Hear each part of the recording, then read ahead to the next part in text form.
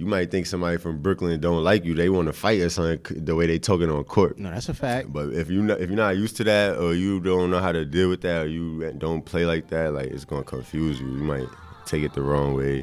It's gonna throw you off. You feel me? Ball players, what's going on? This your boy Arden here, coming live from the crib. New episode. This is a special episode because this is our first musician on the Ball Players podcast. And we told y'all before, man, we are all about talking with everybody from the culture, from the game we love, which is basketball. And the guest that is across from me, this is somebody that literally, we talking 5, 6, damn near 7 years, summers, where this dude's anthems have defined basketball culture. I'm from New York, so when I tell you being outside and seeing online the kids using this dude's music as the soundtrack to their basketball lives, they all want to be the hood favorite. This dude has made those records. He's inspired them. He's done it again with the new album. Check it out, Jug Season.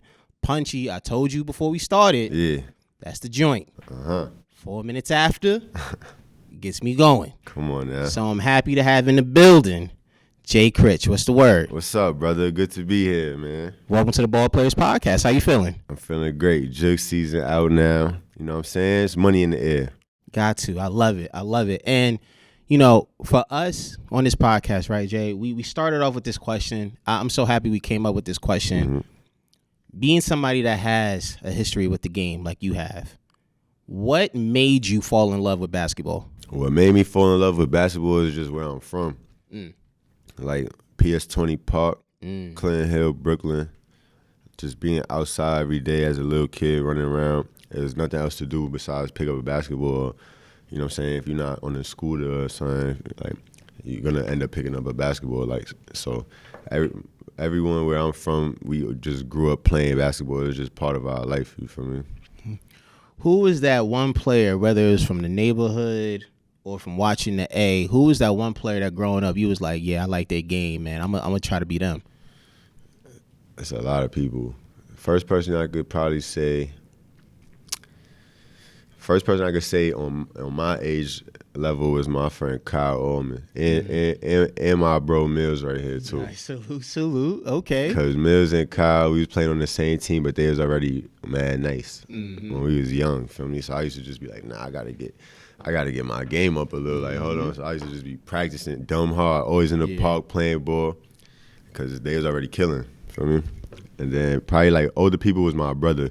Seeing my brother play ball and just in the park, him getting buckets, I'm like, yeah, I gotta be nice like this when I get older. Feel me? It's always dope, you know, because I too grew up, you know, playing on the playground, like the community aspect of when you first started. Because a lot of times it really is just, you know, you see kids your age playing, everybody's having fun, girls watching, adults outside, and you just pick up the ball and play. Exactly. So I want to follow up with this because this is my type of talk. I love this type of stuff, right? Do you remember like one of your first signature moments playing the game, whether your first crossover on somebody, beating an adult, battles on the court? Like, what was one of those moments you remember that like really shaped your basketball beginnings? I think one of my first was like probably like when I first started really getting taller than everybody else, like, because then it was just like, I don't know, that's when I started killing. You know what I mean? That's when I really started killing. Like, it was like, all right, you a little different. Like, and when was this? Middle school, high school? Middle school. This is like that summer going into 6th grade, and that whole 6th grade year, that's when I really got nice. Like, feel me? Before that, I was on my little kid, like, you playing, but now it's like I had that dog in me. Like, I ain't scared on the court. Like, I'm attacking. You feel me? Now I'm going for mine. Like, so that it was like that. That's when I wouldn't say it was like one moment, one game or anything like that. I just was, you know, I was just getting buckets at that time in the park. Like, we was killing. There's so much talk about New York City hoops, especially the differences between the boroughs, man. How would you describe to somebody who hasn't tapped in with someone from Brooklyn? How would you describe a Brooklyn ball player to somebody that hasn't tuned in? First thing I'm gonna tell them is don't let them get in your head. First thing you gotta tell somebody that don't play with a Brooklyn player is don't let them get in your head, because if you don't tell somebody that, that's the first thing that's gonna happen. You know what I mean? The talk is gonna get to them. They're gonna think you might think somebody from Brooklyn don't like you. They want to fight or something the way they talking on court. You feel me? But it's just really how we grew up playing. Like, we just aggressive with it. Like, we want to get in your head. Like, yeah, get you tight. You feel me? Give me that. Like, oh, get out of here. Or you gonna say it with some aggressive. You know what I'm saying? No, that's a fact. But if you're not used to that, or you don't know how to deal with that, or you don't play like that, like, it's gonna confuse you. You might take it the wrong way. It's gonna throw you off. You feel me? That's what I would tell somebody.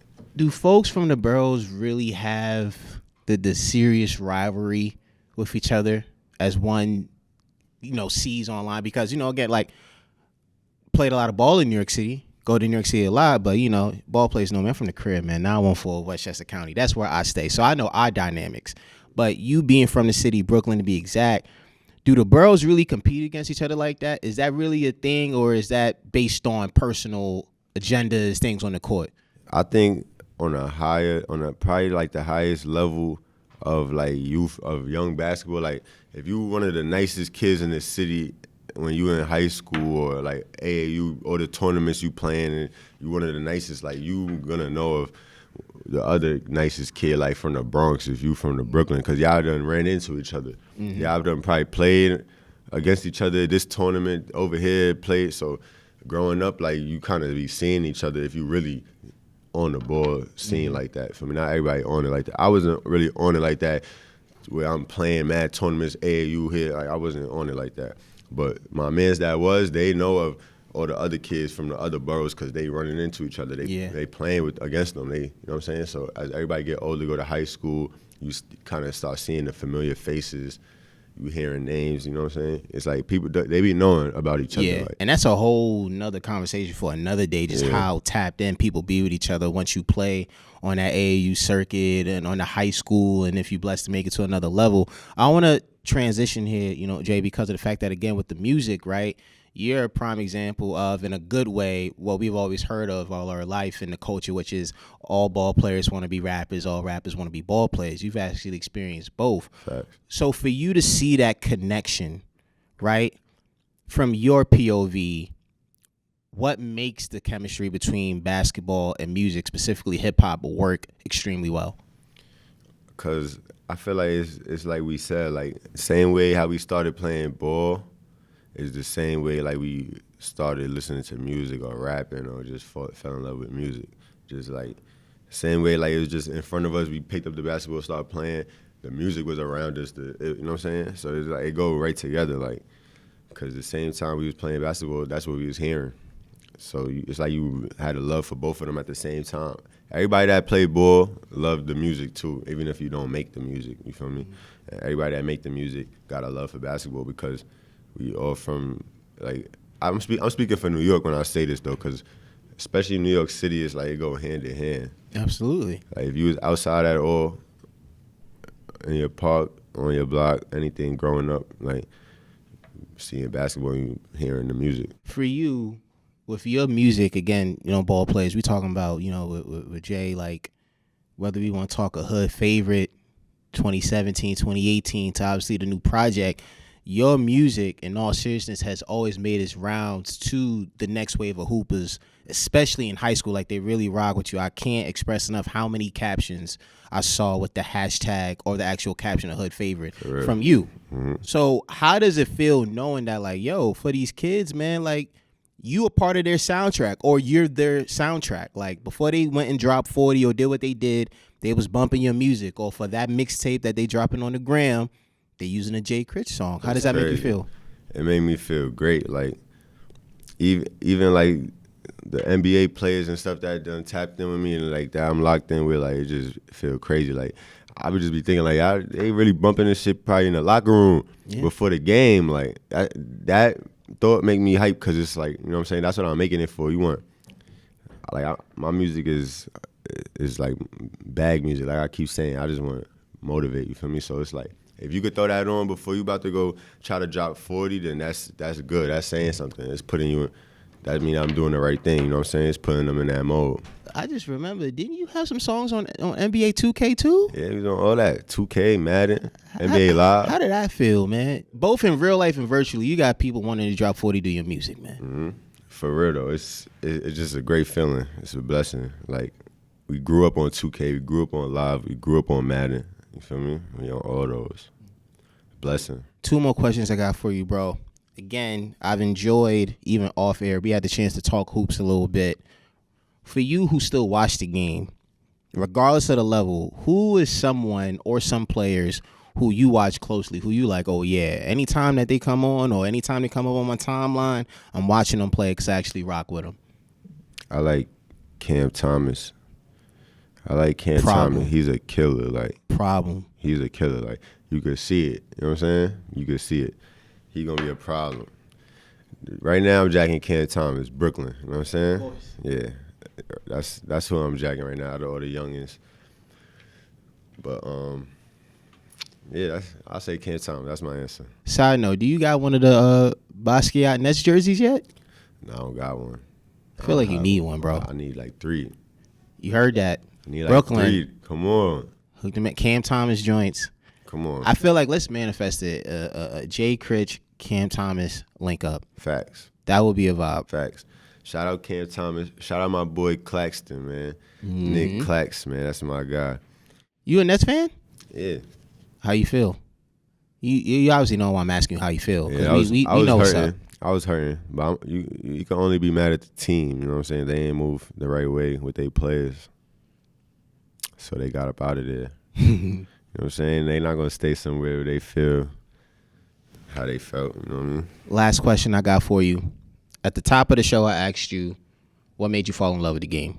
Last question is, what keeps you in love with the game of basketball? What keeps me in love with the game of basketball is seeing how much the game still changes. Like, when you think it can't change anymore, you feel me? Like, when I was a kid, everybody wanted to be AI. And now we got Harden step backs and Steph range and it's Dame time. You feel me? It's different now. Like, I'm just excited to see how it keeps going. Then we got like Caitlin Clark.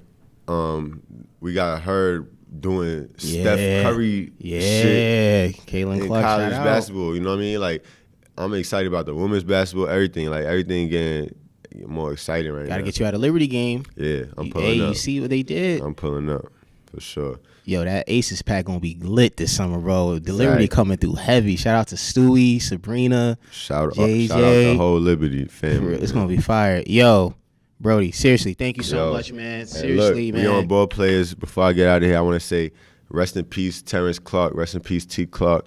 Bro is always supporting the music. He always made it known I was his favorite artist, you feel me? So when you ask me, like, how it feel when the young players be bumping, bro is a big reason. A lot of that class was bumping Critch because he was going so hard. You feel me? I remember. So long live my bro T5, T. Clark. for sure. Ball Players, thank you so much for tuning in today.